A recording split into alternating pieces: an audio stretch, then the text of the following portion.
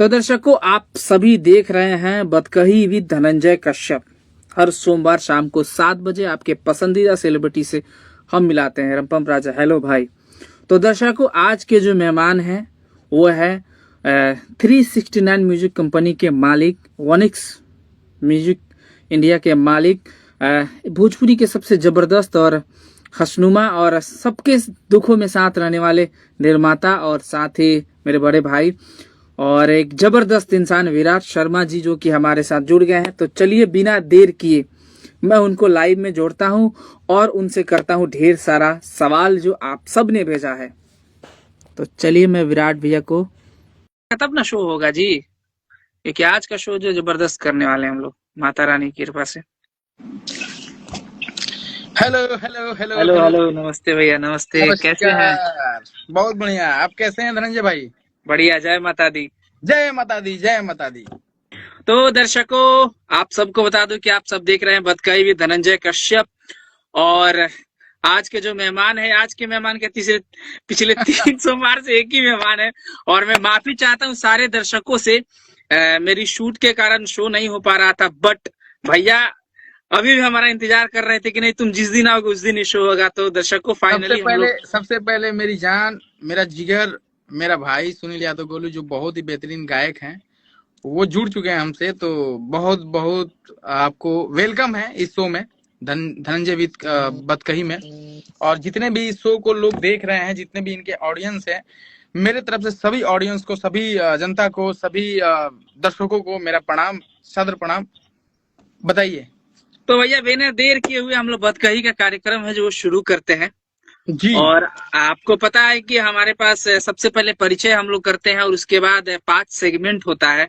हर segment में 3 से 4 सवाल ऐसे होते हैं जो आपकी प्रोफेशन, आपके लाइफ से जुड़ी हुई होती है। और सुनील भैया बोल रहे हैं धनंजय भाई को ढेर सारा शुक्रिया, थैंक यू सो मच भैया। बहुत जल्द आप भी आने वाले हैं हमारे शो पे। हाँ, बहुत और लेके आइए इनको। हाँ इनको। और लास्ट जो सेगमेंट होगा वो होगा जल्दी जल्दी बोली न तो देर हो जाए, उसमें हम आपके साथ खेल खेलेंगे और आपको फंसाएंगे अपने सवालों में। तो सबसे पहले भैया, परिचय के साथ साथ दर्शकों को आप बताइए कि आप कहाँ के रहने वाले हैं। सबसे पहले मैं आप सबको बताना चाहूंगा कि मैं उत्तर प्रदेश यूपी से हूं और मेरा गांव मतलब जिला देवरिया में पड़ता है। एक छोटा सा गांव है जिस गांव का नाम है बलुआ गौरी। मैं वहीं का रहने वाला हूँ। बहुत ही प्यारा मेरा गांव है, बहुत बहुत अच्छा लगता है। मैं गया हूँ, बहुत मजा आता है। हाँ, बहुत मजा आता है। तो पहला सेगमेंट है भैया, कैरियर और म्यूजिक जर्नी। आप सबको पता है, दर्शकों को पता है कि विराट भैया जो है वो 369 म्यूजिक कंपनी के मालिक है और साथ ही एक और कंपनी है वनिक्स म्यूजिक इंडिया प्राइवेट लिमिटेड। हाँ, तो उस मालिक है। और मतलब कि एक ऐसे इंसान है जो अपने लिए कभी जीते नहीं है, लोगों के लिए जीते हैं। और आप सबको मालूम है कि डिजिटल दुनिया में काफी इनका नाम है। तो सबसे पहला सवाल भैया ये है कि सबसे पहला ये जो 369 म्यूजिक कंपनी का जो ये ख्याल जो आपके मन में आया, वो कब आया और क्या ऐसा हुआ कि लगा कि हम भी म्यूजिक कंपनी खोलते हैं और अपना अपना कंपनी होता है? दरअसल बात यह है कि मैं इस लाइन में 2013-14 से हूँ जी। काफी मेहनत हुआ, काफी स्ट्रगल हुआ इस लाइन में। अब आगे बढ़ना है तो आप जानते हैं कितना स्ट्रगल है, कितना मेहनत है। और कोई ला के देता नहीं है, अपने खुद के मेहनत के दम से आगे जाना पड़ता है इस लाइन में जी। तो मैं 2013 से काम कर रहा था ऐसे। जब छोटा था मैं तो घूमता था, सारे डायरेक्टर प्रोड्यूसर जो भी हमारे उस समय के थे, तो उनके साथ आना जाना लगा रहता था मेरा। तो मुझे बहुत अच्छा लगा था और इंटरेस्ट जग रहा था कि मैं भी इसमें कुछ करूंगा। हालांकि 2017-18 तक तो कुछ लाइफ में नहीं हो पा रहा था, क्योंकि सबके साथ घूमना फिरना, लोगों को बताऊंगा कि लोग बुलाते थे और काफी ऐसे लोग मिले जो कि बहुत प्रताड़ित भी किए हर चीज को लेके, मतलब हाँ यूज भी किए, उसको बोल सकते हैं कि मतलब पैसा लेके आओ, ये करो वो करो, लोगों को सिगरेट जला के देना, ये सब। और मतलब ऐसे मुझे लगता है कि कोई भी इंसान जब पहली बार इंडस्ट्री में आएगा, जब उसको समझ नहीं रहेगा तो वो उसको करना ही पड़ेगा, चाहे कोई भी हो। इस लाइन में आने का मतलब कि आपको अनुभव नहीं है आपका, सबसे पहले आपके पास अनुभव नहीं है तो आप कुछ कर भी नहीं सकते हैं। ऐसा लगेगा कि जो वो बंदा बोल रहा है वो सही बोल रहा है जी। तो इस हालात से गुजरा मैं। और 2017-18 में लक्ष्मण भाई मेरे बड़े भैया हैं लक्ष्मण भैया, वो मिले जी और वो तो आईटी सेक्टर में इंजीनियर थे, उनके पास ऑलरेडी एम्प्लॉयज थे। तो उनको मैं बताया कि भैया हम्म देखिए ऐसा ऐसा मैं इंडस्ट्री में काम करता हूँ लेकिन कुछ हम्म सही नहीं हो पा रहा है। तो उन्होंने हम्म बोला कि देखो मैं आईटी सेक्टर का इंजीनियर हूँ और मैं एप्लीकेशन भी बनाता हूँ, हम्म तो तुम्हारे पास सोर्सेज हैं, जैसे हम्म आर्टिस्टों से तुम्हारा संबंध है, अच्छा रिलेशन हम्म है, तो हम्म इसका हम फायदा उठा सकते हैं। और उस समय कुछ डिजिटल में ऐसा यूट्यूब में बहुत बड़ा नहीं हो रहा था, किसी का चैनल वगैरह था नहीं 2013-14 में। तो जी उस समय हाँ यूट्यूब में उतना काम कुछ था नहीं। बस ये था हम्म कि उन्होंने एक मोबाइल एप्लीकेशन बनाए थे वो बड़े भैया लक्ष्मण जी, हम्म जिसका नाम था भोजपुरी महफिल। हम्म तो मैं बोलने में भी ठीक ठाक था उनके नजर में कि ऐसे हम्म बोलता तो नहीं हूँ बहुत ज्यादा, लेकिन उनको हम्म लगा कि ये बोल सकता है, बातें कर सकता है। और उस समय इंडस्ट्री में जितनी भी टॉप लेवल की हीरोइन थी, सीमा सिंह हो गई, सुबी शर्मा हो गई, काजल हम्म रगवानी जी हो गई, अक्षरा जी हम्म, हो गई, जितने भी टॉप लेवल की हीरोइन थी उस समय, एल्बम तो उतना था नहीं। तो जी उन्होंने बोला कि देखो तुम्हारा कांटेक्ट है, तुम न्यूज लो, हम्म एक बूम माइक बनाओ और हाँ हाँ उससे जाके न्यूज लो, एक चैनल बनाएंगे हम लोग और चैनल पे जी तुम्हारा न्यूज डालेंगे तो वायरल होगा, तो उससे पैसा कमाओगे। तो क्या मैंने बात बोला ठीक है भैया आप करिए, मेरे लिए इतना कर दीजिए तो मैं काम करूंगा। जी तो हालांकि वही खरीद के दिए भी थे मुझे, जो भी हम्म बूम माइक आता है उसका केबल वगैरह सब। हम्म, और जी एक कैमरामैन मेरे मित्र थे, धनेश गुप्ता जी, और भी हम्म 2-3 मित्र थे। तो वो हम्म लोग बोले कि हमारे पास कैमरा है, छोटा कैमरा था उस टाइम, जी हमारे पास कैमरा है विराट जी, अगर आप चलेंगे ना तो मैं भी चलूंगा, क्योंकि उन लोगों को हीरोइन और हीरो को देखने की बहुत चाहत होती थी फोटो खिंचवाने की फोटो खिंचवाने के लिए, कि हम्म, जाएंगे तो कम से कम इसी बहाने हम लोगों से मिलेंगे, लोगों से बात करेंगे और बड़ी बड़ी स्टार को हम देखेंगे सामने से और बिल्कुल फोटो निकालेंगे साथ में। राइट तो मैं ले जाता था, ऐसे जर्नी स्टार्ट हुआ। और उसी मीडिया के दौरान जो भोजपुरी महफिल मेरा चैनल था, मेरा न्यूज हम्म था एक, तो हम्म वो चलने लगा और मैं काफी लोगों का उस टाइम, मैं जब उतना दाढ़ी मोछ नहीं था मेरा, तब मैं हम्म न्यूज लेता था। हालांकि पटना बनारस जितने भी आज मीडिया वाले हैं वो कोई नहीं था उस समय। हम्म तो उस समय मैं चालू किया था न्यूज, और जाके वैसे ही अंत संत जो भी मेरे दिमाग में आता था लोगों से पूछता था, चाहे अक्षरा जी हो गई या काजल जी हो गई, जो भी हम्म हमारे इंडस्ट्री हम्म के आर्टिस्ट हैं, सबसे सवाल जवाब करता था। तो हमने हम्म 50-60 वीडियो बनाया था उस समय, हम्म लेकिन डालने के बाद उतना चलता नहीं था, क्योंकि रिस्पॉन्स नहीं आ रहा रिस्पॉन्स नहीं आ रहा था, क्योंकि हम्म थोड़ा बोलने का भी तरीका होना चाहिए न्यूज में अच्छे तरीके से। और मैं थोड़ा बच्चा था तो डरता भी था किसी के सामने जाके न्यूज लेना, क्या हम्म पूछूंगा क्या नहीं पूछूंगा, बहुत हम्म मतलब डरता था मैं। तो धीरे धीरे करते करते मतलब जहां भी मैं पहुंचता था उनसे अच्छा रिलेशन हो जाता था, चाहे वो हीरो हो या हीरोइन हो, सबसे जी अच्छा संबंध हुआ। धीरे धीरे धीरे उससे भी पैसा नहीं आ रहा था। अब मुंबई में इंसान है तो कैसे काम करें जब पैसा नहीं पैसा तो मिले। चाहिए फिर भी स्ट्रगल करने के लिए मेरे घर वाले, मैं बोल सकता हूँ कि मेरे भैया हुए, पापा हुए, बहुत सपोर्ट किए। अगर शायद वो लोग नहीं होते तो मैं आज यहाँ तक नहीं पहुंच पाता, क्योंकि हम्म, हर एक घर की कहानी है कि जब आप पैसा नहीं कमा के दोगे घर में, तो कोई भी इंसान बोलेगा, चाहे पापा हो, चाहे भैया हो, चाहे कोई भी हो, और थोड़ी बड़ा भाई। इज्जत कम होती है हाँ इज्जत कम होती है। तो मुझे भैया को लगा कि ये अच्छे राह पे है, लेकिन अगर ये मतलब पीछे हट जाएगा अब जाके तो हम्म बहुत बदनामी भी होगी, और ये अगर मैं सपोर्ट नहीं करूंगा तो हम्म शायद ये बैक हो जाएगा। तो भैया हम्म ने बोला कि देखो तुम अपना काम करते रहो, जो भी काम कर रहे हो इंडस्ट्री में, मैं खड़ा हूँ तुम्हारे साथ। तो हम्म भैया ने, मेरे खुद के भैया जो बड़े भाई हैं हमारे, हम्म उन्होंने बहुत सपोर्ट किया। तो जितेंद्र भैया हाँ जितेंद्र भैया, हम्म तो मैं उनको अपना एक तरफ से गुरु ही मानता हूँ। गुरु तो हम्म सब लोग हैं मेरे लिए, जो भी मेरे लिए थोड़ा बहुत भी किया वो भी मेरे लिए गुरु है। लेकिन अगर सबसे सबसे बड़ा गुरु अगर कोई है तो मेरे परिवार है, मेरे पापा है, मेरे भैया हैं। और सबसे ज्यादा पापा से ज्यादा योगदान लाइफ में मेरे भैया का रहा है। तो भैया जी शुरू से ही मुझे बहुत सपोर्ट किए, जहां जाता था 200-500 मुझे देते ही थे कि जाओ तुम स्ट्रगल करो, मैं हूँ। जब ऐसा लग जाएगा कि लाइफ में कुछ नहीं हुआ तो फिर तुम जो मर्जी वो कर सकते हो, कोई दिक्कत नहीं है। हम्म और इसमें अहम भूमिका निभाए लक्ष्मण भैया भी। एक फैमिली के बाद मेरी एक फैमिली है, वो उनका घर, उनका परिवार मेरा एक फैमिली है। और उनको मैं कभी अपने भाई से अलग नहीं समझाऊं। बस हम अ, खून हमारा अलग अलग है, लेकिन एक दिल का जो रिश्ता है वो कहीं ना कहीं एक बड़े भाई से, एक परिवार ब्रदर से। फ्रॉम अनदर मदर वाला बात है हाँ ब्रदर फ्रॉम अनदर मदर मतलब कि भाई एक हाँ अलग अलग माँ के हाँ, बस बस वो मेरे हाँ जीवन में, मतलब मेरे जीवन में समझिए कि बहुत बड़ा योगदान है उनका, लक्ष्मण जी हम्म का। फिर बीच में जब हम लोग यूट्यूब में, आपने सवाल किया कि यूट्यूब में कैसे हम्म है, तो हम्म मैं वो काम कर रहा था, फिर कुछ नहीं सही हो रहा था, तो मैं धीरे धीरे ऐसे ही घूमते घूमते घूमते फिर एंट्री मारे 2018 में। राजा राम प्रजापति भैया जो बड़े भाई जैसे हैं, वो भी हमको बहुत प्यार दिए, वो भी हमारे गुरु ही हैं। जो जो यूट्यूब सिखाए कि यूट्यूब में होता क्या है, कैसे यूट्यूब में पैसा आता है। फिर जब उनकी एंट्री हुई तो हम लोगों को लगा कि यूट्यूब में कुछ कर सकते हैं। फिर भी हमको सीएमएस ओएमएस यूट्यूब पता नहीं था। धीरे धीरे भैया बताए, राज भैया, कि हम लोग इंडस्ट्री के लिए काम कर सकते हैं, हमारे पास सीएमएस है। फिर हम लोग धीरे धीरे, सबसे रिलेशन था ही मेरा, प्रमोद भैया हुए, खेसारी भैया हुए, चाहे जो भी आर्टिस्ट है इंडस्ट्री में, सबसे मिल के बताना कि हमारे पास सीएमएस है और आप हम मतलब चैनल बनाएंगे तो उससे पैसा कमाएंगे। हालांकि किसी को पता भी नहीं था कि उससे पैसा भी आता है। तो धीरे धीरे ऐसे करते करते करते 2018 से यूट्यूब में हम लोग मूव हो गए और काम करना स्टार्ट किया। तो काफी उनका भी योगदान रहा है मेरे लाइफ में, उनका भी एहसान कभी मैं भूल नहीं सकता हूँ। तो वो भी मेरे बड़े भाई जैसे हैं और हमेशा रहेंगे, बहुत प्यार करते हैं, आज भी बहुत प्यार करते हैं। तो उनके लिए भी मैं बहुत बहुत धन्यवाद देता हूँ कि वो मुझे सिखाए, मुझे समझाए और इंडस्ट्री में आज यहाँ तक इन लोगों के भरोसे ही आया हूँ। मुझे कुछ आता नहीं है बस। 369 म्यूजिक का आइडिया कब से आया? हाँ, हम लोग पहले तो डिजिटल का हम लोग काम किए धनंजय, आपको पता ही है कि हम लोग काफी, हाँ, चैनलों के लिए मैंने काम किया 2018 से लेके 2021-22 तक। 2021-22 तक हम लोगों ने काम किया डिजिटल की दुनिया में। काफी आप लोग के प्यार आशीर्वाद से नाम भी है, आज भी है, लेकिन हम लोग अब दूसरे के लिए उतना काम करते नहीं है, खुद पे काम करते हैं जी। फिर हम लोग सोचे कि जब हमारे पास सीएमएस आ गया, हमारे पास 500-700 क्लाइंट आ गए, पूरी भोजपुरी इंडस्ट्री का क्लाइंट आ गया हमारे सीएमएस पे, तो हम लोग सोचे कि जब हम दूसरे के लिए कर सकते हैं तो हम अपने लिए भी कर सकते हैं। हालांकि उस समय दिमाग था ही नहीं कि हम लोग अपने लिए करें, दूसरों का सेवा करते रह गए हम लोग, है ना।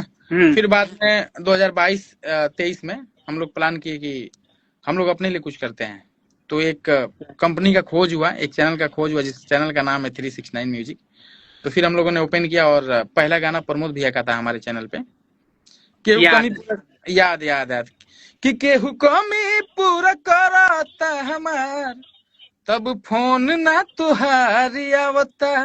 ये गाना पहला गाना था और काफी लोगों का प्यार मिला, दुलार मिला और आज चैनल आप लोग के सामने है। बहुत सारे गाने हैं, अभी मेरे चैनल पे जाके देख सकते हैं। काला काम करेला, कि पता रे बोला मुआ में रस बड़ी होला, ये बहुत सारे गाने ऐसे। बोलिए। सवाल ये है भैया दूसरा कि इतना पहचान होते हुए भी, इतने लोगों से जान पहचान, अच्छा रिलेशन होते हुए भी, जब आप खुद के चैनल के लिए गाने अगर किसी सिंगर से गवाने जाते हैं या उनसे वीडियो कराने जाते हैं, तो आपको किन किन कठिनाइयों की जरूरत होती है? क्या वहां पे पहचान काम आती है या वो लोग रिलेशन निभाते हैं या वैसे ही चार्ज करते हैं जैसे और लोगों से वो करते हैं? नहीं, देखिए, ये इंडस्ट्री, मैं ऐसा बोल सकता हूँ जो मेरा अनुभव है कि कुछ तो व्यवहार पे भी चलता है। ऐसा नहीं है कि सब लोग एक जैसे हैं, जो मार्केट में रेट है, जो अलग कंपनियों के लिए, कहीं ना कहीं मेरा इतना दिन का मेहनत, अगर कोई भी आर्टिस्ट हो, जैसे कि मैं, शिल्पी मेरी बहन जैसी है, बहुत मानती है शिल्पी और मैं भी बहुत मानता हूँ। तो मैं शिल्पी के पास भी गया, बोला कि अपने चैनल के लिए गाना करना है। तो जो मार्केट का जो रेट था उससे कहीं बहुत नीचे वो रेट करके, भैया जो आपको समझ में आए दे दीजिएगा, आप काम करिए, मैं सपोर्ट में खड़ी हूँ।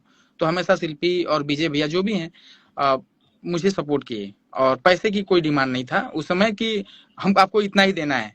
उन्होंने बोला कि ठीक है भैया, सबके लिए इतना है और आपके लिए इतना है। बाकी मैं इतना जानता हूँ कि अगर कोई भी इंसान मेहनत करता है तो उसका मेहनताना देना चाहिए। बिल्कुल। सवाल ये है भैया कि आपके चैनल का, आपके कंपनी का सबसे हिट, सबसे जबरदस्त चलने वाला गाना कौन सा है? याद। अभी तो हो गया है पतरे बलमुआ। हाँ, याद से ज्यादा हो गया है पतरे बलमुआ। पहले याद था, अभी फर्स्ट में आ गया है पतरे बलमुआ। दूसरा सवाल, तीसरा सवाल ये है भैया कि आप वैसे लोगों का ज्यादा हेल्प करते हैं, मतलब कि नए टैलेंट पे बहुत ज्यादा भरोसा करते हैं। अगर नए टैलेंट अगर देखा जाए तो भोजपुरी इंडस्ट्री में दो ऐसे नाम जो काफी डंका बजा रहे हैं, अभिलाष भैया हो गए, कान्हा भैया हो गए, ये लोग काफी डंका बजा रहे हैं। तो आप भोजपुरी इंडस्ट्री में नए टैलेंट को आप कैसे चुनते हैं? कैसे आपको लगता है कि ये बंदा बम फोड़ेगा और इसका साथ देना चाहिए मुझे? देखिए, सिर्फ अभिलाष और कान्हा की बात नहीं है। मुझे ऐसा लगता है कि पता नहीं क्यों इतने दिन इंडस्ट्री में काम करते करते, मैं सिंगर तो हूँ नहीं, मैं राइटर तो हूँ नहीं, लेकिन फिर भी इतना परख है मुझे कि मैं आवाज सुन के बता देता हूँ कि ये अच्छा गा रहा है या अच्छी गा रही है। तो मुझे ऐसा लगा था उस समय, अभिलाष जब आए थे मेरे पास तो मैं बुलाया था अभिलाष को, तो मुझे ऐसा लगा था गाँव से ही कि इस बंदे के अंदर कुछ तो दम है, आवाज में कुछ तो ताकत है, जो हम अगर इसको अच्छे तरीके से यूज करें तो बहुत आगे लड़का जा सकता। तो मैंने एक भाई की तरह हमेशा खड़ा रहा अभिलाष के साथ, वो भी मेरा साथ दिया। और आज भी वैसा रिलेशन है कि हम भाई भाई हैं, कभी भी दूर नहीं हुए। राइट। ठीक है। और रही बात कान्हा की, तो कान्हा शुरू से ही बहुत मल्टी टैलेंटेड पर्सन है, मल्टी टैलेंटेड। कॉम्पोजिशन भी बहुत अच्छा करते हैं कान्हा। म्यूजिक का तो आप देख ही रहे हैं, मार्केट में बहुत सारे ऐसे म्यूजिक आ रहे हैं, खेसारी भैया का भी लगातार गाना आ रहा है कान्हा का म्यूजिक पे। तो बहुत मेहनती लड़का है कान्हा, और मुझे मालूम है कि आगे चल के इंडस्ट्री में एक बड़े लेवल का म्यूजिक डायरेक्टर बन सकता है कान्हा। राइट। और मेरी दुआ है, और मैं माता रानी से प्रार्थना करता हूँ कि जो भी मेरे से जुड़े हैं, जो अच्छा काम कर रहे हैं, वो लोग बहुत आगे जाएं, बहुत आगे जाएं। मैं ऐसे देखूं उन लोगों को कि हाँ यही है। बात है, आपकी सोच को सलाम है मेरी। सवाल अगला ये है कि भोजपुरी फिल्म इंडस्ट्री जो है अभी थोड़ी सी डगमगाई हुई है, लेकिन एल्बम इंडस्ट्री जो म्यूजिक वर्ल्ड है, ये मतलब कि काफी अच्छा चल रहा है, गाने भी अच्छे बन रहे हैं, वीडियो में अच्छी क्वालिटी आ गई है, अश्लील से लोग हट के कुछ नए चीज ट्राई कर रहे हैं। तो आप भोजपुरी एल्बम इंडस्ट्री का भविष्य कैसा देखते हैं, कहाँ देखते हैं आप? देखिए, एल्बम इंडस्ट्री अगर देखा जाए तो आज के डेट में फिल्मों से ज्यादा एल्बम इंडस्ट्री बड़ा हो चुका है। क्योंकि जब फिल्म का दौर था, उस समय जिस समय मैं एंट्री किया था, उसमें फिल्म का बहुत दौर था और लोग देखने के लिए पागल हो जाते थे। हम भी थिएटर में जाते थे, बहुत भीड़ लगता था। हालांकि सारा थिएटर तो बंद हो चुका है जो भोजपुरी चलता था, जहां भी मैं देखा हूँ। और उस हिसाब से देखा जाए तो फिल्म के बारे में नहीं कुछ बोलूंगा, गिना चुना फिल्म बन रहा है आजकल, और एल्बम तो लाखों करोड़ों रोज रिलीज हो रहे हैं। तो मुझे ऐसा लगता है कि एल्बम इंडस्ट्री का ही भविष्य है, फिल्मों का उतना नहीं है भोजपुरी में। फिल्मों का उतना भविष्य नहीं है। बस ये है कि उसका कारण यह है कि लोग इंटरटेनमेंट से जुड़े हर एक चीज यूट्यूब पे देख लेते हैं, यूट्यूब पे देख लेते हैं। उसका कारण यही है। और जब मूवी चलती थी उस समय अवेलेबल नहीं था कि आप यूट्यूब पे कोई फिल्म दे सकते हैं, और आज प्लेटफॉर्म इतना बना दिया गया है कि आप कोई भी फिल्म हो, थिएटर में नहीं जाएंगे तो मोबाइल पे ही आप देख सकते हैं।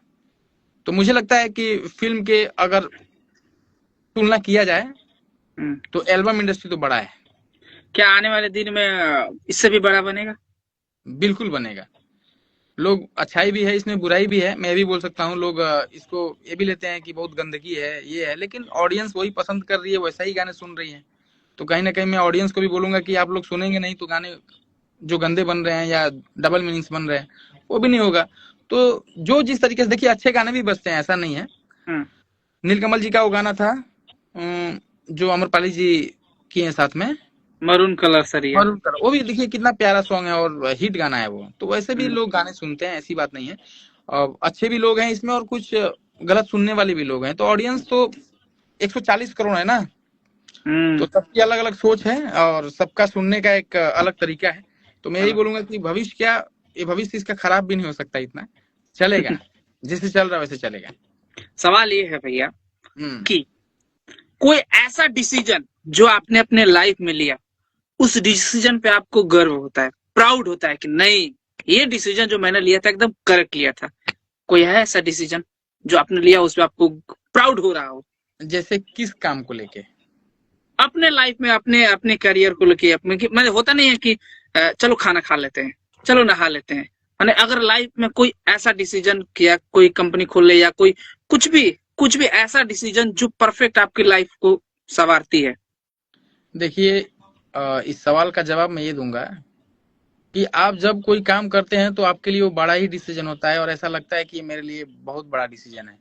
अगर हम लोगों ने चैनल ओपन किया तो वो भी हमारे लिए एक बड़ा डिसीजन था, और अपने बस की बात नहीं थी, लेकिन अपने औकात से ज्यादा सोच लिए थे हम लोग और सोच के वो काम किए। तो एक लाइफ में एक वो भी मतलब बहुत बड़ा डिसीजन था, लेकिन फिर भी संतुष्टि नहीं मिलता है। आज भी ऐसा लगता है कि हमने कुछ किया नहीं है और क्या बड़ा डिसीजन हो सकता है। तो अभी तक तो ऐसा मुझे लगता है कि डर भी लगता है कोई डिसीजन लेने में। और कोई अभी कमेंट किया है, नहीं हुआ। कोई सविता यादव ने कमेंट किया है शादी।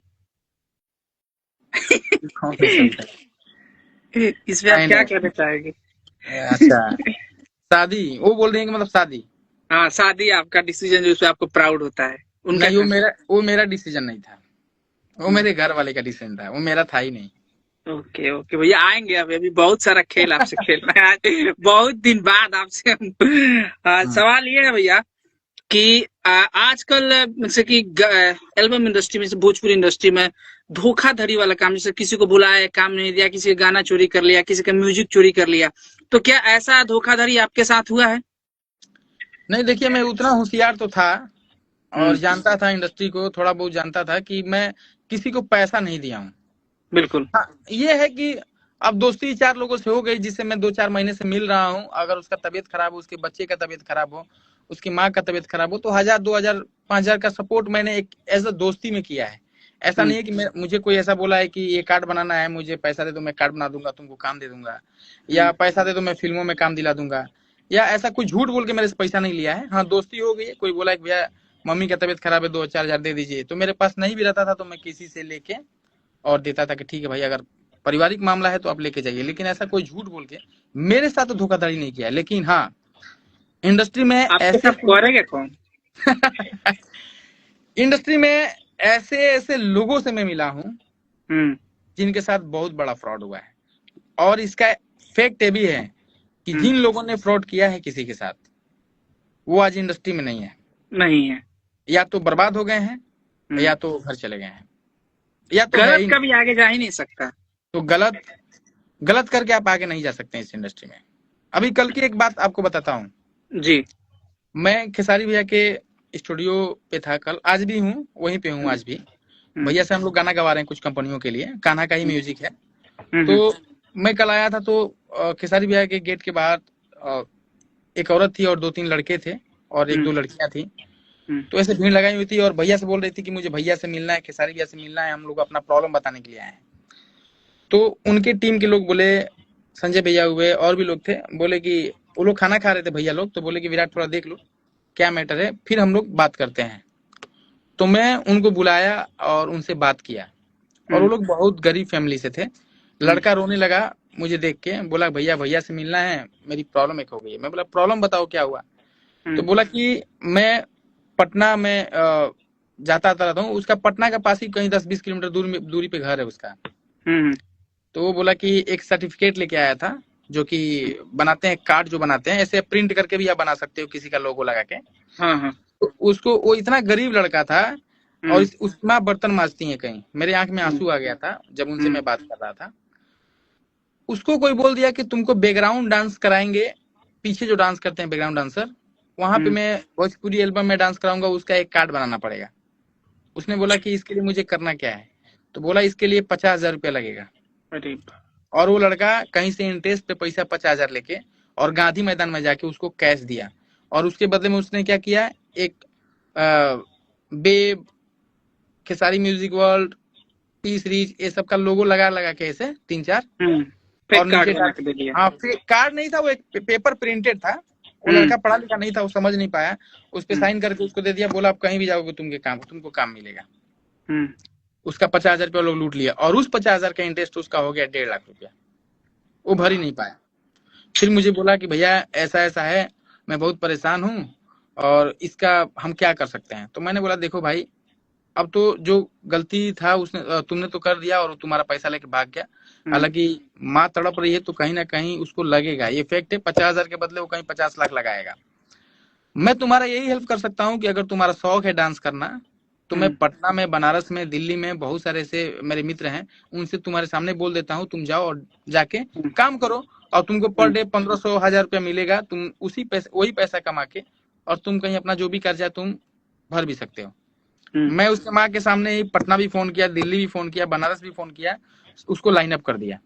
हम्म। लाइन अप करके जो भी डांस मास्टर है सबको फोन किया, बोला भैया ऐसी सी बात है। वो बोले भैया आप भेज दीजिए, कोई दिक्कत नहीं, अगर उसके पास रूम नहीं है तो हम लोग अपने रूम। हम्म। तो वो बेचारा बहुत खुश हुआ। फिर भैया बस इतना, मैं बोला नंबर ले लो मेरा। नंबर लेके आज भी फोन किया था, भैया मैं कल गाँव निकल रहा हूँ। तो होता है भाई, बहुत लूटने वाले बहुत हैं यहाँ। सवाल अगला है भैया कि हम्म। ऐसा कोई गाना या ऐसा कोई कलाकार जिसको आपको लॉन्च करने में काफी रिस्क लिया हो, माने कि डर भी लगा हो लेकिन सक्सेस हो गया, कोई है? ऐसे तो मेरे भाई बहुत सारे हैं जो, मैंने ये नहीं बोल सकता हूँ कि मैंने उनको लॉन्च किया है। मैंने अपने मेहनत से आगे बढ़े हैं और ऐसा भगवान और ऑडियंस का प्यार, माता रानी का आशीर्वाद रहा तो आने वाले समय में किसी ना किसी को लॉन्च तो हम करेंगे। लॉन्च का मतलब ये होता है कि आप उसको बड़े पैमाने पे लेके आए, राइट। उसको सारे इंडस्ट्री भी देखे, सारी दुनिया जो हमारे ऑडियंस है वो भी देखें कि हाँ कहीं बड़े प्लेटफॉर्म पे काम कर रहा है। भोजपुरी एल्बम इंडस्ट्री ऐसा है कि अगर हम 4 गाने किसी को कर दें तो उसको लॉन्च हम नहीं समझते हैं कि वो किसी को लॉन्च करना हुआ। तो जिस दिन हम किसी को दिमाग में बैठा के लॉन्च करेंगे सबसे पहले आपको बताएंगे। वो तो हमको पता चल ही जाएगा। अगला सवाल ये है भैया कि क्या ये 369 म्यूजिक कंपनी आगे चल के गानों से उठकर फिल्मों में अपना इन्वेस्टमेंट करेगी या फिल्में बनाएगी, कुछ ऐसा प्लान? देखिए प्लान तो हो चुका था फिल्म का, लेकिन आप जानते ही हैं कि थोड़ा सा डर इस चीज का है कि हम जो इन्वेस्टमेंट कर रहे हैं उसका आउटपुट क्या आ रहा है। आउटपुट क्या रहा? तो थोड़ा आउटपुट में थोड़ा गड़बड़ी लग रहा है अभी के सिचुएशन के हिसाब से कि अगर हम 50 लाख 1 करोड़ की लगाते भी हैं तो रिकवरी कैसे होगा, तो थोड़ा सा उसमें रिस्क है। इस वजह से हम लोग कुछ कर नहीं रहे हैं, लेकिन आने वाले समय में अगर फिल्म इंडस्ट्री का जो हमारा भोजपुरी इंडस्ट्री है अगर उसका हालात सही रहा, रिकवरी अच्छा आया तो जरूर करेंगे। अच्छा सवाल ये है, एक बहुत पर्सनल सवाल है कि अगर Virat Sharma as a producer नहीं होते, एज ए डिजिटल मीडिया में नहीं होते तो क्या होते? क्या होते? देखो कोई तो टारगेट नहीं था उस समय कि मुझे ये बनना है, लेकिन होता तो जरूर, मतलब कुछ ना कुछ तो करता है, लेकिन कोई दिमाग में था नहीं कि अगर ये नहीं हुआ तो मैं ये करूंगा। हाँ ये था दिमाग में कि अगर इसमें कुछ अच्छा नहीं हुआ तो मैं विदेश चला जाऊंगा, जैसे सब लोग जाते हैं कमाने। और बीच में हुआ भी था, जब मैं इंडस्ट्री में काम भी कर रहा था तो 2-4 साल काम किया, कुछ अच्छा नहीं हो रहा था तो मेरा पासपोर्ट भी उसी हिसाब से बना था कि अगर कुछ नहीं होगा तो तुम विदेश चले जाना।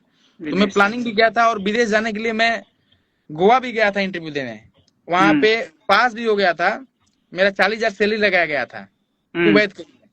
तो मैं जाने वाला था, लेकिन फिर जो भी ये लोग मेरे भाई हैं, अभिलाष रोने लगा फोन करके, नहीं भैया हम कमा के आपको देंगे, ये करेंगे। तो बात भूलता नहीं हूँ मैं अभिलाष का। अभिलाष को पता नहीं था कि मैं विदेश जा रहा हूँ, झूठ बोल के गया था। लक्ष्मण भैया को भी नहीं बताया था कि मैं विदेश जा रहा हूँ। लेकिन जब ये लोग सुने, जब मैं इंटरव्यू पास हो गया, मुझे ऐसा लगा कि मैं हफ्ते दिन में चला जाऊंगा, तो मुझे लगा कि बताना चाहिए। तो मैं लक्ष्मण भैया को भी बताया और अभिलाष को भी बताया। तो अभिलाष जो है वो रोने लगा था फोन पे कि नहीं भैया आप बिना बताए गए हैं, अगर ऐसा कर दिए तो मैं मर जाऊंगा, मैं कट जाऊंगा, आपको आना है, जो भी मैं मेरे से हो सकता है, मैं अगर आप चले गए तो मैं गायकी छोड़ दूंगा। ये प्यार है आपके प्रति, जो यही चीज है भैया जो आपने बोया है, यही चीज है। ये सोनल, एक सोनल है, काफी स्वीट लड़की है, मेरी मित्र भी है, बहुत अच्छी इंस्टाग्राम पे इन्फ्लुएंसर भी हैं, बहुत अच्छा डांस करती हैं, आर्टिस्ट भी हैं। उनका बात आ रहा है कि सब बात झूठ है। ये मजाक है, ठीक है आगे। ये सत्यवती है, ये सच बोलती है। ये भी एक प्यार है। हाँ ये भी प्यार है। हाँ तो मैं यही बोल रहा था कि फिर मैं जाने वाला था और लक्ष्मण भैया भी बोलने लगे कि मैं हूँ तुम्हारे साथ, तुम वापस आ जाओ। अभिलाष भी रोने लगा था। मैं बोला भाई इतना मुझे भी, मैं खुद वहां पे रो रहा था। फिर भैया को फोन किया कि भैया मैं जाना नहीं चाहता हूँ। तो भैया एक बार में बोले कि अगर तुम्हारी मर्जी हो तो जाओ, नहीं तो तुम वापस आ जाओ। तो मैं वापस आ गया फिर वापस।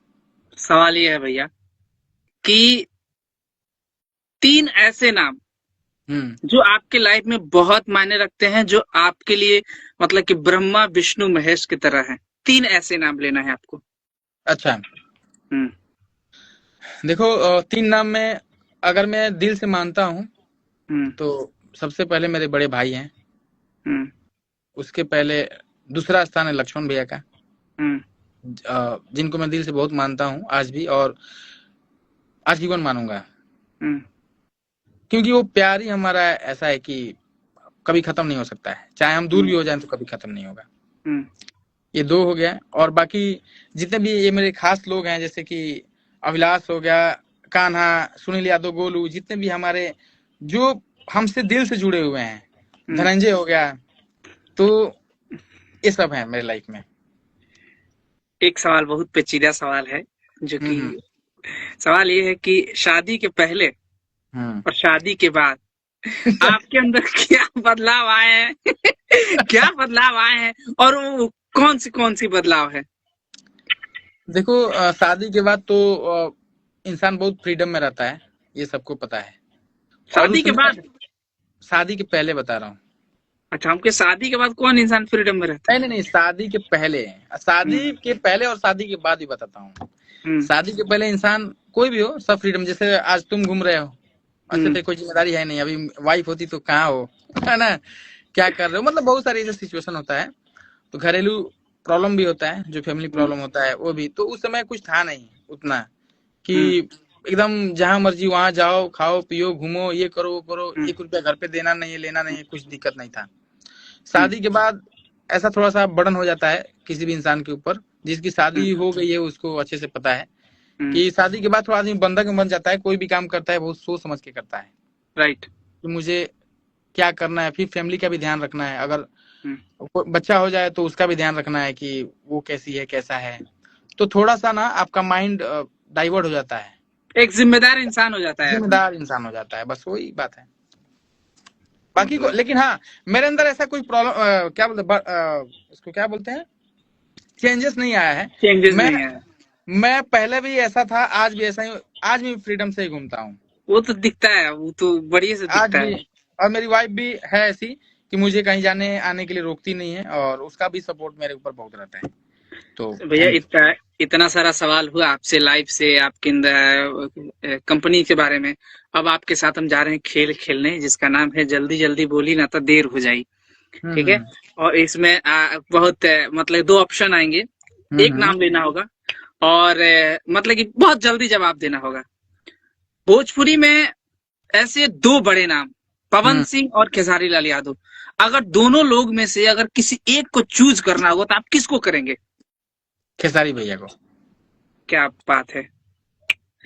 दूसरा सवाल, अगर आप कोई भी गाना बनाने जाते हैं, कोई भी प्रोजेक्ट बनाने जाते हैं, तो क्या आप बड़े सिंगर देखते हैं या कंटेंट देखते हैं? देखिए, भोजपुरी इंडस्ट्री में, एल्बम इंडस्ट्री में दोनों देखा जाता है। दोनों कौन देखा जाए। कंटेंट अगर आपके पास अच्छा है तो उसके हिसाब से सिंगर भी सिलेक्ट होते हैं हम्म कि मैं ये कंटेंट किससे गवा सकता हूँ, हम्म कौन इसको अच्छे से गा सकता है, और किसकी आवाज में अच्छा लगेगा, हम्म ये भी होता है। तो उस हिसाब से होता है। राइट। 369 म्यूजिक या 1x म्यूजिक? देखिए, 369, पहला नाम तो 369 है, और हम्म 369 का छोटा पार्ट है ऑनेक्स म्यूजिक इंडिया। तो मेरे लिए 369 सबसे पहले है। हम्म एक सवाल सॉरी इसके लिए, कभी किसी से प्यार हुआ है आपको? अरे यार, ये सब क्यों करवा रहे हो तुम अरे यार? नहीं, देखिए जवाब तो देना पड़ेगा। नहीं तो भाभी भी अगर लाइव देख रहे होंगे तो बोलेगी छोटे देवर का सवालों नहीं, के जवाब नहीं दी। वो देखेगी देखेगी, उसको भी पता हाँ, है। हाँ, हुआ था लाइफ में प्यार, तो हुआ था मुझे। हुआ था। हम्म। एकदम तब कटावा प्यार हुआ था कि एकदम नहीं नहीं हो गया, होता है ना नहीं, उस एकदम। समय तो बचपना था, और बचपना था। लेकिन पहली बार मुझे एहसास हुआ था कि अटैचमेंट क्या होता है, तो हुआ था हम्म यार। अच्छा, मैं 2 नाम लेने वाला हूँ, जो काफी आपके ये 4 नाम होगा, लेकिन इसमें 2 सवाल होंगे, इसमें आपको चूज करना होगा। कान्हा भाई या अभिलाष भैया? किसमें? कान्हा भाई या अभिलाष भैया, दोनों में से एक चूज करना दोनों मेरे लिए बहुत प्यारे हैं। है।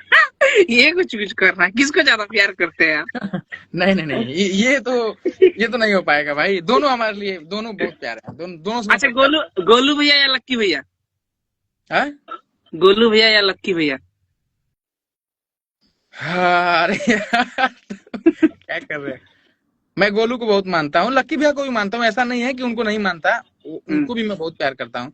लेकिन अगर देखा जाए तो कहीं ना कहीं लक्की भैया से कनेक्शन कभी कभी दूरियां बन जाती हम्म है, शूटिंग के वजह से। वो कहीं हम्म बाहर रहते हैं, लेकिन मेरी गोलू से रोज बात होती है। तो कहीं ना कहीं अटैचमेंट गोलू से काफी मेरा अच्छा है। लक्की भैया से भी है। मेरे बड़े भाई हैं, और सबसे पहले मेरे मित्र हैं, बहुत पहले से मित्र हैं। जब वो डांस मास्टर नहीं थे तब से मैं उनको जानता हूँ, जब वो नेवी में कैप्टन थे। तो हम लोग जर्नी स्टार्ट साथ में ही किए थे हम लोग। तो उस हम्म पुराने दौर के मेरे मित्र हैं वो। तो उनको भी मैं बहुत मानता हूँ, और लक्की भैया भी मेरे दिल में बहुत, दिल के करीब रहते हैं। तो उनका भी हम्म ऐसा नहीं कि मैं उनसे प्यार नहीं करता बहुत। लेकिन अगर दोनों में देखा जाए तो कहीं ना हम्म कहीं मैं गोलू को पहले कहूंगा, क्योंकि अटैचमेंट गोलू से अलग है मेरा। थोड़ा रोज राइट। बात होना, हर चीज का सलाह लेना, तो चलता रहता है। सवाल ये है कि खेसारी लाल यादव या प्रमोद प्रेमी यादव? अब देखिए, खेसारी भैया भी आपके अति प्रिय हैं, प्रमोद भैया भी अति प्रिय है। अब आपके कंपनी से पहला गाना प्रमोद भैया का था। आप दोनों लोग से अगर किसी एक को चूज करना होगा तो किसको करेंगे? देखिए, चूज करना हो सबसे पहले तो मैं क्योंकि उन्होंने मुझे बहुत सपोर्ट किया है प्रमोद भैया, और शुरू में कोई सपोर्ट नहीं कर रहा था, ये बात फैक्ट है। देखिए, जो सही होता है उसको बोलने में कोई हिचकिचाहट नहीं है। प्रमोद भैया शुरू में जब हम लोग गए गाने के लिए तो कोई गाना दे नहीं रहा था, काफी टाइम लगा रहे थे, लेकिन प्रमोद भैया बोले कि अरे मैं हूं ना, चल ना कर, कितना गाना लेगा। पैसा भी नहीं मांगे थे उस टाइम, गाना गा के दे दिए थे, हम लोग बाद में पैसा दिए। तो कहीं ना कहीं मैं पहला तो नाम उनका ही लूंगा, क्योंकि उनका बहुत बड़ा सपोर्ट। अच्छा, सवाल ये है भैया, अब हम लोग अब ये खेल जो है खत्म होता है और हम लोग कुछ 3-4 पेचीदा सवाल करेंगे जो ऑडियंस के लिए होगा, जो ऑडियंस ने पूछा अपने दिल से, जो कि जानना बहुत जरूरी है। सवाल ये है कि हर इंडस्ट्री का, जैसे कि पंजाबी इंडस्ट्री काफी हावी होता है, माने कि हर लैंग्वेज को लोगों को बहुत मजा आता है गाने सुनने में। तो ऐसा क्या हमारे इंडस्ट्री में, जैसे क्या होता है कि देखिए आप, डबल मीनिंग गाने बनते हैं हमारे यहाँ, अश्लील गाने, माने अच्छा बनाओ फिर भी अश्लील का तप्पा लग ही जाता है।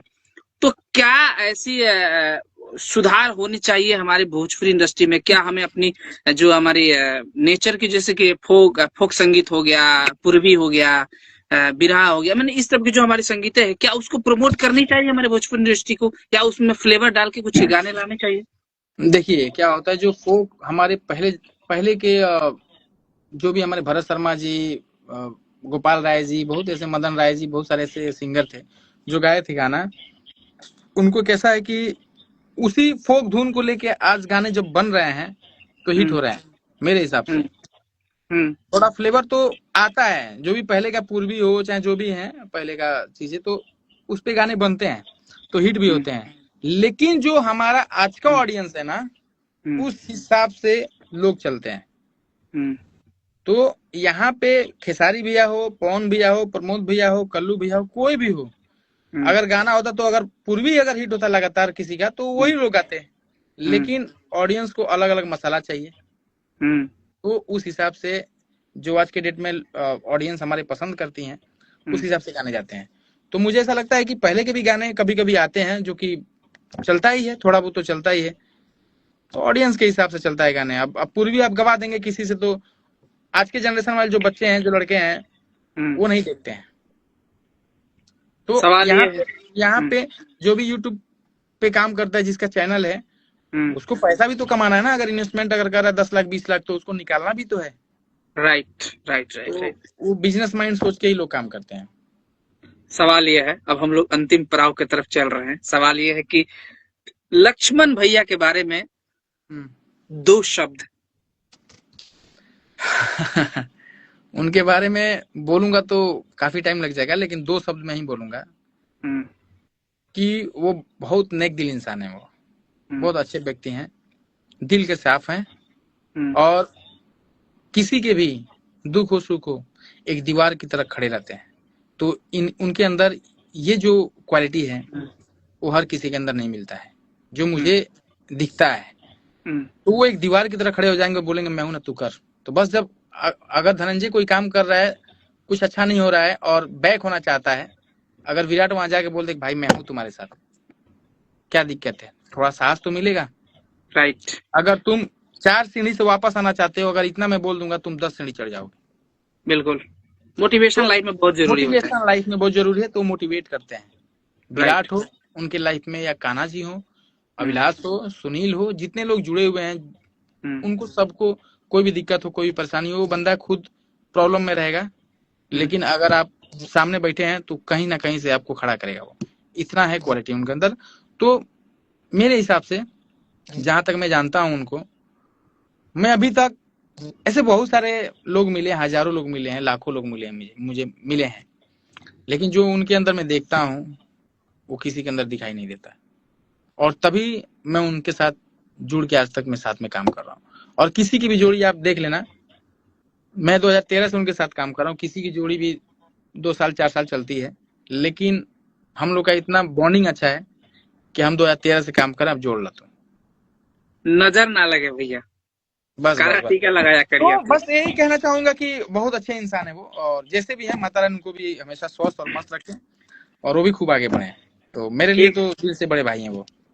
एक सवाल ऐसा जी। जो हम्म। अ, कोई ऐसी मतलब कि आज आपको लाइफ में भाभी के लिए दो शब्द बोलने हैं। भाभी क्या? के लिए, भाभी के लिए, हम्म। भाभी के लिए, बनिया की मम्मी के लिए।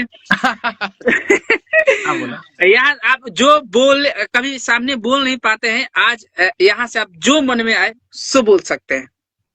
मैं यही बोलना चाहूंगा अपनी वाइफ को हम्म। कि जितना सपोर्ट करती हो तुम, ऐसे हम्म। ही करते रहना। हम्म। आगे हो सकता है लाइफ और अच्छा हो। हम्म। तो मुझे विश्वास है खुद के ऊपर कि मैं अच्छा हम्म। काम करूंगा और मेहनत करूंगा, और तुम्हारे विश्वास को हमेशा जीतूंगा, जीतने की कोशिश करूंगा। और मैं तुमसे बहुत प्यार करता हूँ। मैं अपने लाइफ से बच्ची से, मैं लाइफ में सच बता रहा हूँ कि हम्म। अभी मेरे लाइफ में सिर्फ अगर कोई है तो मेरा फैमिली और मेरी वाइफ बच्ची। तो मैं अपने वाइफ से बहुत ज्यादा प्यार करता हूँ, उसके अलावा मुझे कोई चाहिए भी नहीं। सवाल, लास्ट दो सवाल, उसके बाद आपसे हम विदा लेंगे। आपने काफी कीमती समय दिया, और आपका ये जो एपिसोड करने के लिए हम लोग कम से कम काफी दिनों से वेट कर रहे थे। फाइनली माता रानी का आशीर्वाद हुआ हम दोनों भाई पे। सवाल ये है भैया कि वैसे कलाकार, वैसे सिंगर, ऐसे गायक, कोई भी मन की इंडस्ट्री से जुड़ना चाहता है, नए कलाकार जो नए यंगस्टर है वो आना चाहते हैं, उनके लिए आपका क्या विचार है, क्या उनके लिए राय है, क्या तैयारी करके आए वो? देखिए आप, इंडस्ट्री में मैं ये बोलूंगा जिसके पास टैलेंट हो, हम्म। तो यहाँ पे टैलेंट की कदर होती है, इंसान की राइट। नहीं। हम्म। इंसान आप कितना भी अच्छा रहेंगे, आपके हम्म। पास टैलेंट नहीं है तो आप आगे नहीं बढ़ सकते हैं, या दोस्ती उतना ही लोग करेगा जितना आपको हम्म। यूज कर सकता है। हम्म। तो मैं यही बोलूंगा कि इंडस्ट्री में आए लोग, मैं मना नहीं करूंगा, और मैं कौन होता हूँ, सबकी हम्म। अपनी अपनी ड्रीम है, हम्म। लेकिन फुल तैयारी के साथ आइए। अगर आप सिंगर हैं तो इतने सिंगर जो आजकल चल रहे हैं इंडस्ट्री में, आप उनको एक बार देख लीजिए कि मुझे उनसे अच्छा करना है और क्या मेरी राइट। गायकी उनसे अच्छी है, तब आइए। नहीं तो यहाँ पे आएंगे आप 2-4 लाख 10 लाख जो भी रखे रहेंगे, उड़ा देंगे, काम कर लेंगे, फिर घर चले जाएंगे। घर चले तो जाएंगे। टैलेंट है अगर तभी आइए, टैलेंट नहीं है तो मैं बोलूंगा कि भाई कोई बिजनेस कर लो आप। अरे, आपने दोस्ती शब्द नाम लिया, आपकी लाइफ में दोस्ती शब्द कितना मायने रखता है? मेरे लाइफ में आज मैं खड़ा हूँ इस मुकाम पे तो दोस्ती की वजह से हूँ। हम्म। मेरे जीवन में दोस्ती का बहुत बहुत बड़ा महत्व है, और मैं जितना दोस्ती पे भरोसा करता हूँ उतना मैं हम्म। किसी पे नहीं करता हूँ। तो मेरे लाइफ में दोस्ती नाम जो है ना, बहुत अहम भूमिका निभाती है, और मैं अपने दोस्तों पे बहुत भरोसा करता हूँ, चाहे वो कैसा भी हो। और जो लोग मेरे से जुड़े हैं वो भी मेरे से बहुत प्यार करते हैं। आज अगर हिम्मत बना के यहाँ तक आया हूँ तो इधर भी एक सिर्फ, लड़का अरे है। भाई, आज अगर विराट अगर यहाँ पे खड़ा है, एक गरीब परिवार का लड़का जिसके पास कुछ नहीं है, अभी भी कुछ नहीं है, लोगों का प्यार के अलावा कुछ नहीं है मेरे पास, लेकिन कोशिश करूंगा कि आने वाले वक्त में मैं अपना हर चीज अच्छा कर लूं। जो समय मेरा खराब चल रहा है, चल रहा था, वो भी सब सही हो जाएगा, लोगों का प्यार रहा तो। यहाँ सिर्फ इंडस्ट्री वाले ही मुझे सपोर्ट नहीं किए हैं, और इंडस्ट्री के लोगों ने मेरा साथ नहीं दिया है। अगर देखा जाए तो मेरे गांव के भी जो हमारे मित्र हैं वो लोग भी बहुत सपोर्टिव हैं, आज भी मेरे लिए बहुत सपोर्ट करते हैं, और मुझे बहुत प्यार बहुत इज्जत देते हैं। तो मेरे गांव के मेरे जितने भी दोस्त हैं, मैं उनको दिल से धन्यवाद देना चाहता हूँ कि उन लोगों ने बहुत भरोसा किया, बहुत सपोर्ट किया, बहुत मदद भी किया। जहाँ भी मुझे लगा कि मैं वीक पड़ रहा हूँ, मैं यहाँ से गिर रहा हूँ, हम्म। तो हाथ पकड़ के उन्होंने खड़ा किया कि मैं हूँ तुम्हारे साथ, चलो, चाहे जैसे भी किया उन्होंने। लेकिन मैं गांव के दोस्तों को भी बहुत मिस करता हूँ, और काफी प्यार भी देते हैं और काफी सपोर्ट भी किए। तो कहीं ना कहीं ये दोस्ती की वजह से आज विराट यहाँ पे है। राइट। तो भैया, दोस्ती। जहाँ तक मैंने सुना था, किसी ने, किसी बड़े आदमी के मुंह से सुना था कि भगवान ख्याल रखने के लिए माँ, जिम्मेदारी, माने कि सब कुछ ख्वाहिशें पूरी करने के लिए पिता, साथ देने के लिए भाई बहन बना दिए, लेकिन वो एक ऐसा रिश्ता बनाए, दोस्ती। भगवान मतलब कि सब रिश्तों में नहीं जा सकते थे तो उन्होंने दोस्त बना दिया। दोस्त मतलब भगवान, वो खुद उसमें होते हैं, जो कि इन सारे रिश्तों से परे होता है, सबसे अरे बड़ा होता है, राइट जो राइट। बिना स्वार्थ के लिए आपका काम करता है। और इंसान को अपने जीवन में एक सच्चा दोस्त जरूर बनाना चाहिए, बिल्कुल बिल्कुल बिल्कुल जो होना चाहिए। निस्वार्थ भाव से काम करे।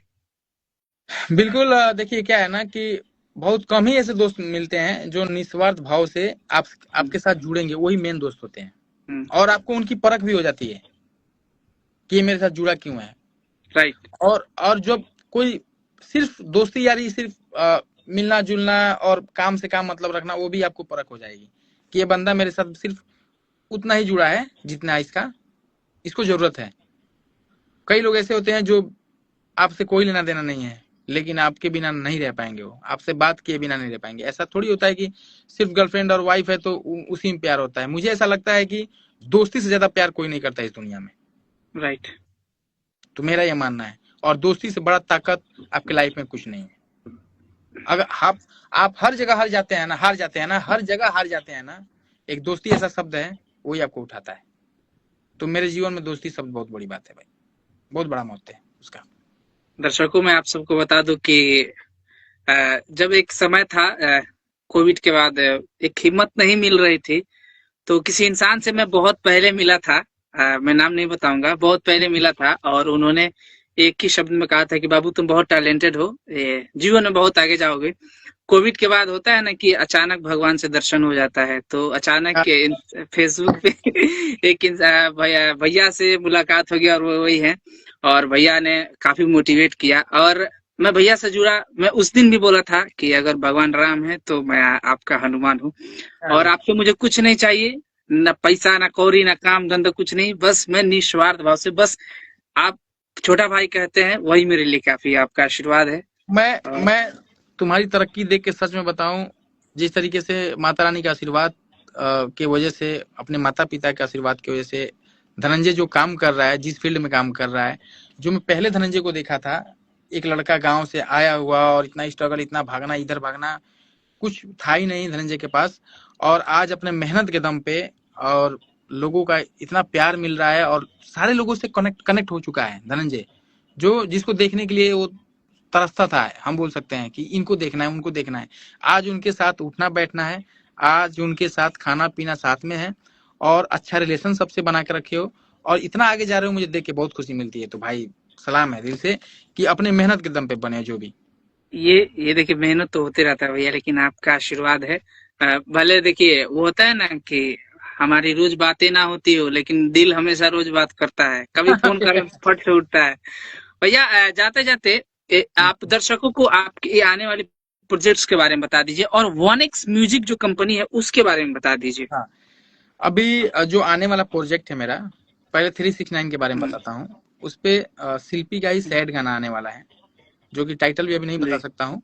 काफी प्यारा शूट हुआ है, काफी झकझोर देने वाला सॉन्ग है, और मेरे चैनल पर जो भी सैड गाना आता है, तो लोगों का ये मानना है कि बहुत अच्छा आता है, और जो भी हमारा वीडियो भी होता है बहुत प्यारा होता है। तो बहुत जल्द हम लोग शिल्पी के साथ एक वीडियो लेके आ रहे हैं 369 म्यूजिक पे, और 369 के बाद 1x म्यूजिक पे अभी इस मंथ के लास्ट तक या अप्रैल फर्स्ट वीक तक एक चैता लेके आ रहा हूँ मैं 1x म्यूजिक पे।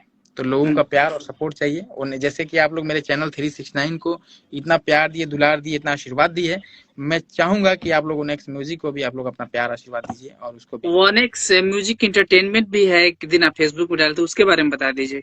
हाँ, 1x म्यूजिक इंटरटेनमेंट मैंने बनाया है कि जितने भी हमारे आर्टिस्ट हैं भोजपुरी के, जितने भी सिंगर हैं, उनके लिए एक मैं प्लेटफॉर्म लेके आया हूँ कि अगर आप मान लीजिए कि फेक फोन करते हैं, कहीं शो बुक करना है, या तो वहाँ फ्रॉड भी होता है, लेकिन मुझे लोग जानते हैं, मेरी कंपनी के लोग जानते हैं, तो मैं कभी जीवन में तो ऐसा कर नहीं सकता हूँ, क्योंकि सारे लोग से जुड़े हुए हैं। जो भी फोन करेगा वो मुझे जानता है, चाहे वो स्टार हो या नॉन स्टार हो, कोई भी हो।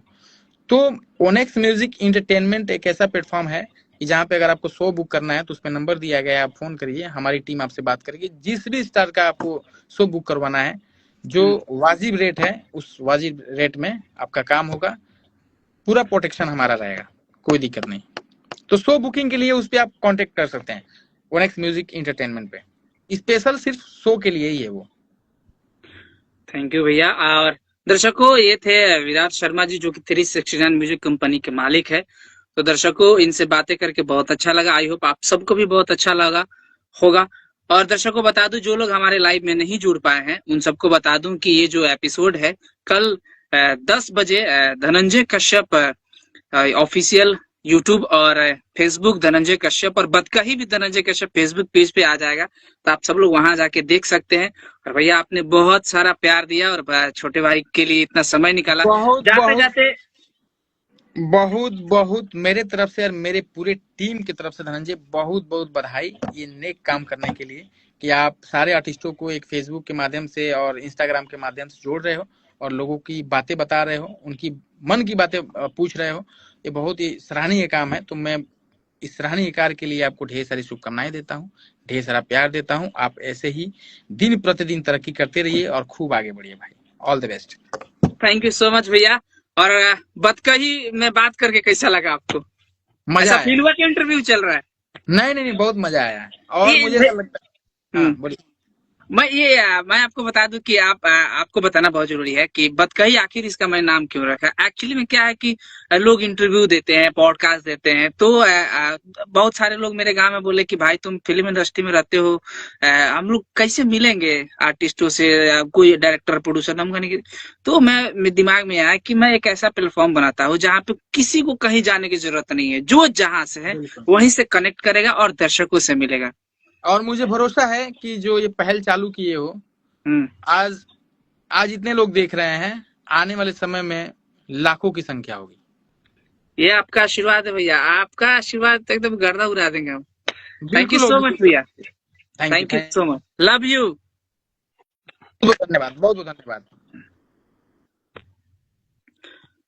तो दर्शकों, ये थे भोजपुरी इंडस्ट्री के बहुत ही जबरदस्त, बहुत ही बेहतरीन निर्माता विराट शर्मा जी, जो कि 369 म्यूजिक कंपनी के मालिक हैं, 1X music India private limited के भी मालिक है।